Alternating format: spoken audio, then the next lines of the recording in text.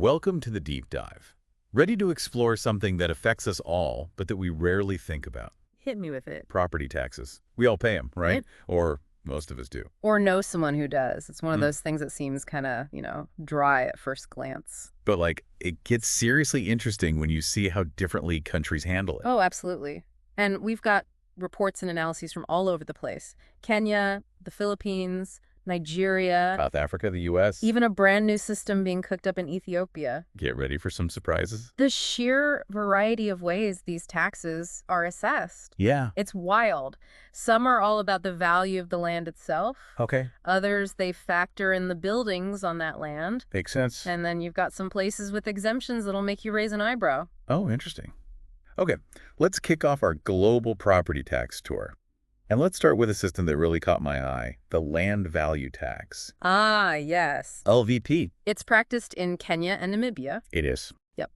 And the focus is purely on the value of the land, not the stuff built on it, just the land. So imagine you're being taxed on the potential of that property. Right. It doesn't matter if you've got a tiny house or a massive skyscraper.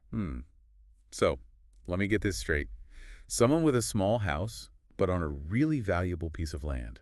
They could end up paying more than someone with a mansion in a less desirable area. Wow. I can see the logic there. It kind of encourages people to actually use that land. Exactly. Promotes development, discourages people from just sitting on valuable property. But I imagine assessing land value accurately, that can't be easy. Especially in markets that are constantly changing. Right. And what about places where land ownership records are, a bit messy? It definitely adds a layer of complexity. Speaking of different systems, our next stop is Indonesia. Indonesia. What do they do? They've got this tiered system. As the property value goes up, so does the tax rate. Oh, so kind of like income tax brackets. Exactly. The more valuable your property, the higher the rate. Makes sense to me. Now, on to the Philippines, where things are getting shaken up a bit. Big time. They've passed a new law, shifting to a market values-based assessment. Yeah. We're launching a whole digital platform to manage it all. Wow. Talk about a big change. It's ambitious, no doubt, but if they pull it off, Yeah. could make things way more transparent and efficient. Fingers crossed. Now, for something truly unique. Greece. Yes, Greece. The land of sunshine, ancient history. And a dual property tax system. You got it. Yeah. They've got a municipal tax tied to your electricity bill. So that funds local stuff, I'm guessing. Right. Then there's a separate national tax, ENFIA. And this ENFIA thing. Right. How's that work? It's a combo. Part of it's based on the floor area of your property, Okay. and the other part, it's a progressive wealth tax. So the richer you are, the higher the ENFIA tax. You got it. Wow, that's different. Okay, we've had a taste of the global scene. Now let's zoom in on 3 countries. Nigeria, South Africa, and the U.S. Each one with its own story to tell, its own successes, its own challenges. But let's start with Nigeria. They've got this thing called the land use charge, or LUC. The LUC, right. It's basically a consolidation of a bunch of previous property taxes. Streamlining things a bit. Exactly. They also have a capital gains tax when you sell property, and stamp duty on all those legal documents involved in property transactions. Sounds pretty comprehensive. But I've also heard that putting all this into practice in Nigeria. It can be tricky. Why is that? Well, land tenure systems there can be super complex. Meaning? It's not always clear who owns what. Ah, I see. Makes it hard to figure out who to tax. And how much. Right. What about South Africa? How do they compare? South Africa, they've got a really well-established municipal property tax system. Oh, yeah? And it's all based on market value. They update it regularly to make sure it's accurate. Staying on top of things. Yeah, they have these things called valuation rolls. It's basically a big list of all the property. With their assessed values. So how does their system stack up against Nigeria's? Well, South Africa's is generally seen as more robust, more efficient. Because they're so good at keeping their valuations up to date. That's a big part of it, and their administrative structure is more developed. Okay. Now let's hop over to the U.S. Given its size, I imagine there's a lot of variation in how property taxes work. Oh, absolutely. It's super localized. Counties, cities, even school districts, they can all levy their own property taxes. So depending on where you live, your tax bill could be wildly different.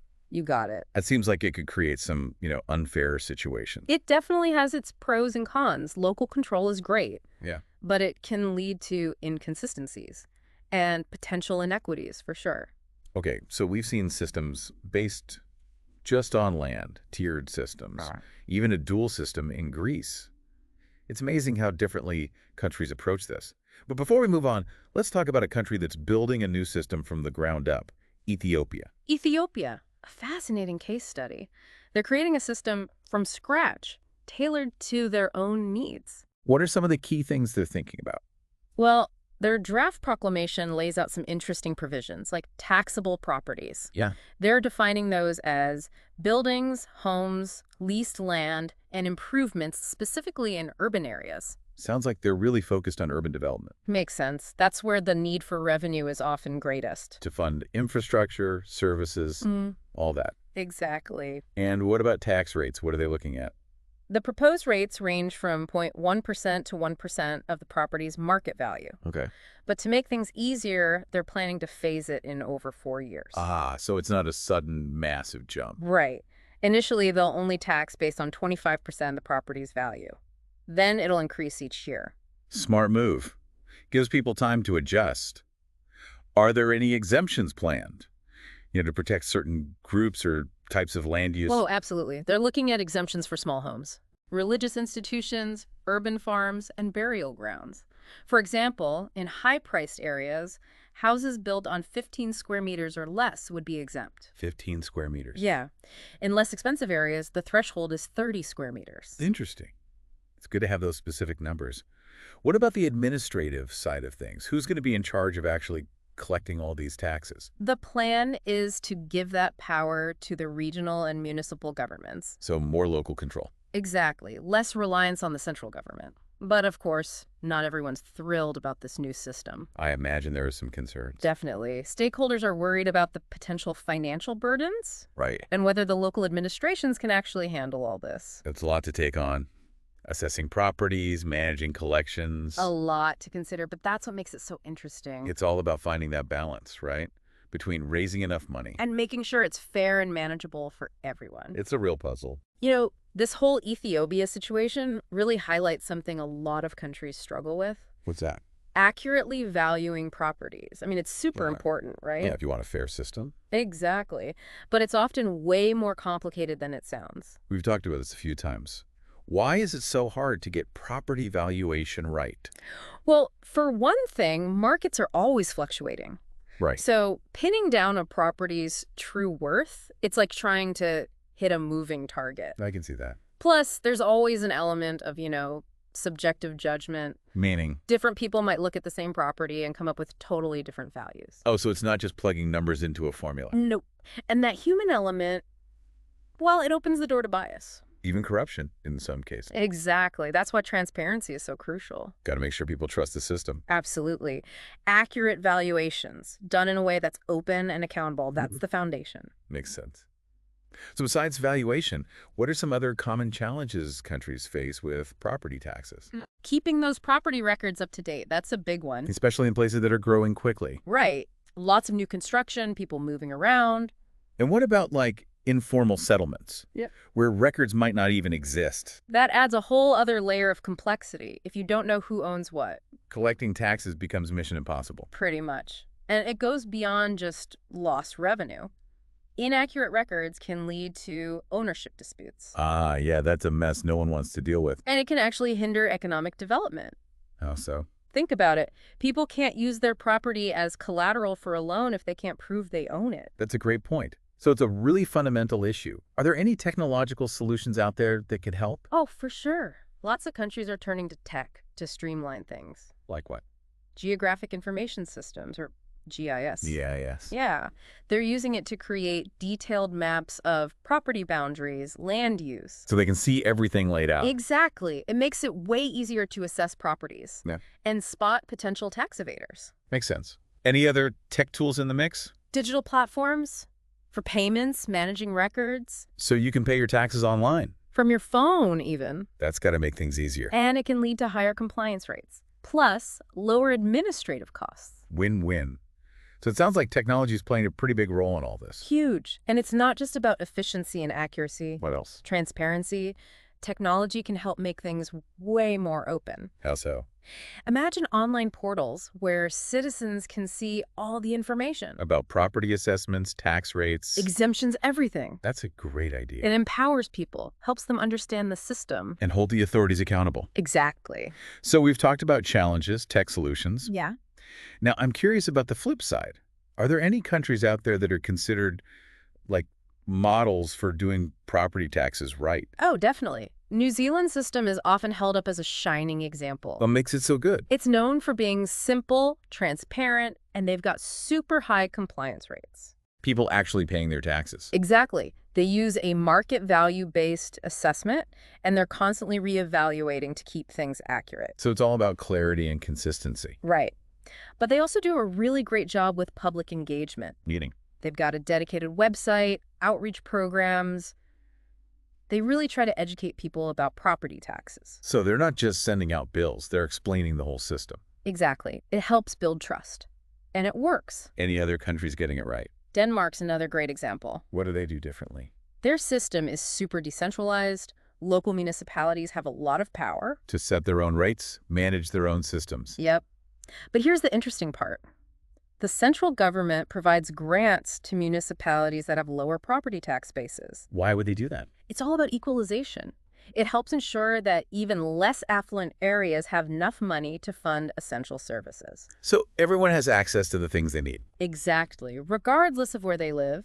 Another one worth mentioning is Canada, specifically Ontario. Ontario, what's special about them? They've got this thing called the Municipal Property Assessment Corporation, MPAC for short. What's that? It's an independent organization. They handle all the property assessments for the entire province. So instead of each little municipality doing it themselves. Right. They've got this neutral third party. To keep things fair and consistent. Exactly. And they use data, technology, statistical models.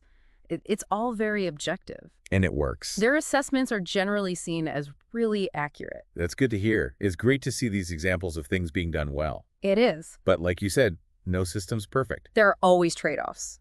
What are some of the big dilemmas policymakers face when they're trying to design or reform these systems? Well, one of the biggest ones is that balance between generating enough revenue. To pay for everything. Right. And making sure the taxes aren't crushing individuals and businesses. It's like trying to thread a needle. Exactly. Tax rates too high, that can hurt the economy. But rates too low, there's not enough money for essential services. Lose-lose. And I imagine politics plays a big role in all this, too. Oh, absolutely. Property taxes can be a very touchy subject. Yeah. Nobody wants to see their taxes go up. No one. Another big question is how to distribute that tax burden fairly. Should it be based just on how much your property's worth? That's the classic flat tax approach. Or should other things be factored in, like income, family size, Right. It's a tough question. equity versus simplicity? Exactly. Some people think a flat tax is the fairest way. Others argue that adjustments are necessary to protect lower-income households. It's a thorny issue. No easy answers.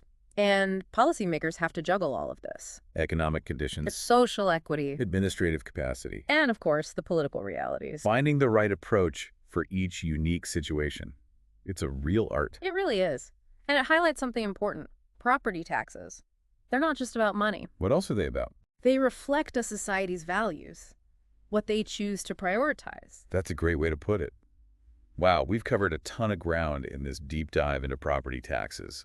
From land value taxes in Kenya and Namibia to like tiered systems in Asia and even that dual system in Greece. And let's not forget the localized approaches in the U.S. and the whole new system being built in Ethiopia.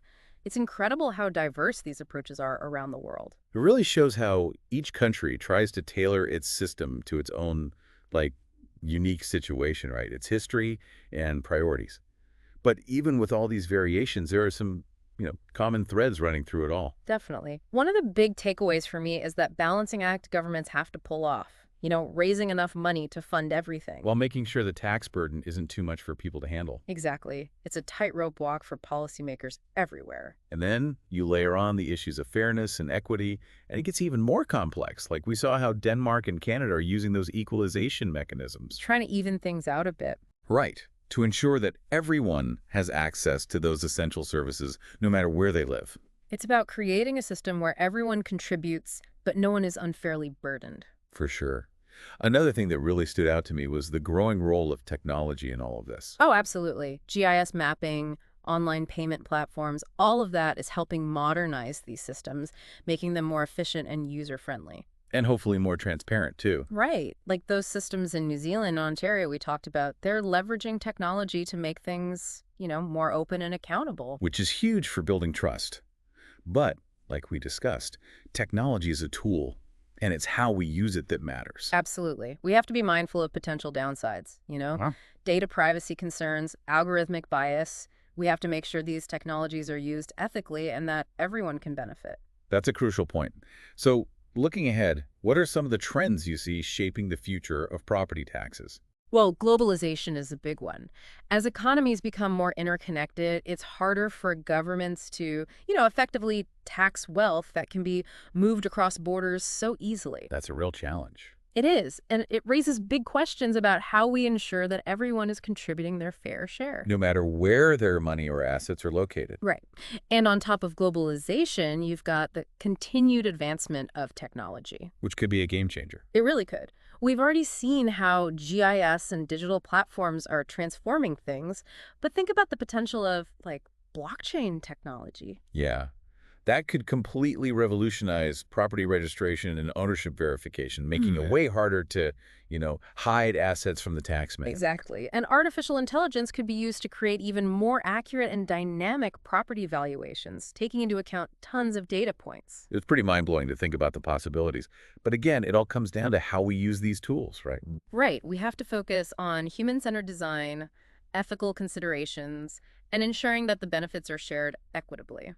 It's been an incredibly eye-opening journey exploring all these different facets of property taxes. Any final thoughts you want to leave our listeners with? Property taxes are often seen as just this dry, technical thing, but there's so much more than that. They're really about how we fund the services that make our communities work. The schools, the parks, the roads, all of it. Exactly. And the way we approach property taxation, it reflects our values and priorities as a society. Well said. I know I'll never look at my own property tax bill the same way again. It's not just a number. It's an investment in my community. And I hope everyone listening will, start asking questions about their own local systems, learn how things work, and advocate for policies that promote fairness and efficiency. That's a great call to action. Thanks for joining us on this deep dive into the fascinating world of property taxes. It's been a pleasure. Until next time, stay curious.